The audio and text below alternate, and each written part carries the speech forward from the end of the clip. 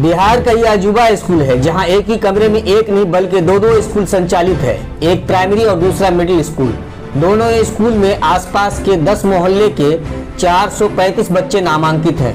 सुविधा विहीन इस स्कूल के एक कमरे में दो तरफ मुंह करके 2 कक्षाओं के विद्यार्थी पिछले 7 सालों से पढ़ते आ रहे हैं। इसके अलावा स्कूल में न पीने के पानी की व्यवस्था है और न ही शौचालय की व्यवस्था है।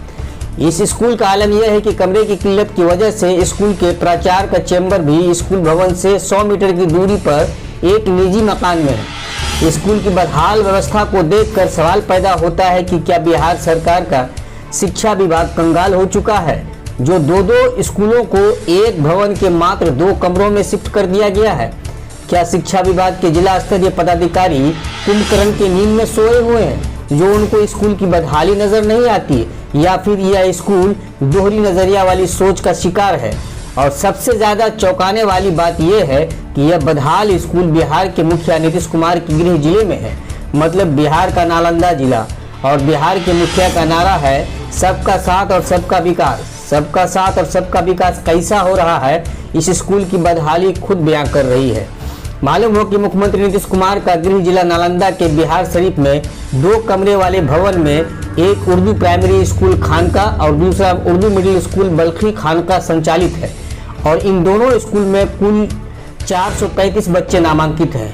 महज 2 कमरे में इतने बच्चों का वर्ग संचालन करने में यहाँ के शिक्षकों के साथ साथ यहाँ के छात्र छात्राओं को किन किन परेशानियों का सामना करना पड़ता होगा, इसका अंदाजा आप खुद लगा सकते हैं। ऐसा नहीं है कि यह स्कूल जिला के किसी सुदूरवर्ती इलाके में है, बल्कि मुख्यालय स्थित डीओ ऑफिस से महज 400 गज की दूरी पर है। बावजूद इसके यह स्कूल सुविधा विहीन है। यहाँ प्राइमरी स्कूल के छात्रों की पढ़ाई सुबह 11 बजे से 4:30 बजे तक होती है। मात्र 2 शिक्षक की बदौलत प्राइमरी के 110 बच्चों को 2 भागों में बांटकर बड़ी मुश्किल से पढ़ाया जाता है। लेकिन सबसे ज्यादा परेशानियों का सामना मॉर्निंग शिफ्ट में होती है। मॉर्निंग शिफ्ट में 5वीं से 8वीं क्लास के 325 छात्र छात्राओं को सुबह 6:30 बजे से 11:30 बजे तक पढ़ाया जाता है। ऐसे में समग्र रूप से पढ़ाना संभव नहीं है। 8वीं में पढ़ने वाली रुबीना परवीन, साइमा परवीन, नरगिस सुल्ताना समेत अन्य छात्राओं ने बताया कि कमरे की किल्लत की वजह से 7वीं के विद्यार्थी पूरब की ओर तो 8वीं के पश्चिम की ओर मुंह करके बैठते हैं। और उस दौरान कोई 7वीं की छात्रा शिक्षक से सवाल करती है तो जवाब 8वीं को पढ़ाने वाले शिक्षक देने लगते हैं। खासकर यह दिक्कत तब होती है जब दोनों कक्षाओं में एक ही विषय की पढ़ाई होती है। आफरीन परवीन ने कहा कि 2 शिक्षकों की आवाज़ छोटे कमरे में एक साथ शोर की तरह गूंजती है, जिससे मन बोझिल हो जाता है और कुछ भी समझ में नहीं आता है। वहीं स्कूल में पीने के पानी और शौचालय की व्यवस्था के नाम पर कुछ भी नहीं है। प्यास लगने पर छात्रों को सड़क पर लगे स्टैंड पोस्ट के पास जाना पड़ता है। वहीं अगर किसी को शौचालय की जरूरत महसूस होती है तो पास के मकान का सहारा लेना पड़ता है या फिर छुट्टी लेकर घर जाना पड़ता है। क्योंकि मिडिल स्कूल में पढ़ने वाली छात्राएं बड़ी होती है, ऐसे में वो पड़ोस के मकानों में जाने से हिचकिचाती है, इसलिए मजबूर होकर छात्राओं को छुट्टी लेकर घर जाना पड़ता है। इस संबंध में स्कूल के हेडमास्टर SM गयासुद्दीन का कहना है कि उनके द्वारा इस समस्या से विभाग को कई बार अवगत कराया गया है, लेकिन विभागीय स्तर से इस दिशा पर कोई पहल अब तक नहीं की गई है। वहीं दूसरी ओर जिला शिक्षा पदाधिकारी कैशव प्रसाद ने बताया कि 2 कमरों में 2 स्कूलों के संचालित होने की जानकारी उन्हें अब तक नहीं है। अब ये मामला उनके संज्ञान में आया है, जल्द ही समस्या का समाधान किया जाएगा। नालंदा से मुर्शिद आलम की रिपोर्ट।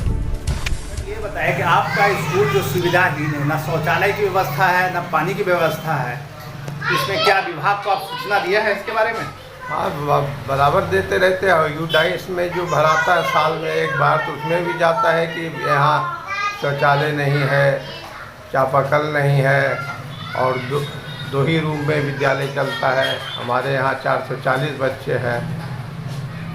इतने बच्चे 2 कमरे में कैसे आप एडजस्ट कर रहे हैं? 2 शिफ्ट में चलवा रहे हैं, मजबूरी हमारे साथ है, इसलिए 2 शिफ्ट में चलाते हैं। 6ठा से 8वां एक शिफ्ट में और 1 से 5वां एक शिफ्ट में। तो इसके वजह कर दिक्कतें होती है विभाग में। और पहले ये हमारा उर्दू मध्य विद्यालय बल्खी खानका जो था भवनहीन भूविहीन था, इधर उधर चलता रहता था मस्जिद में, मदरसा में। जब बाद में इसको उर्दू प्राथमिक विद्यालय खानका में मॉर्निंग शिफ्ट में चलाया गया कुछ दिन तक। उसके बाद विभागीय लेटर आया कि इसको मर्ज कर दिया गया।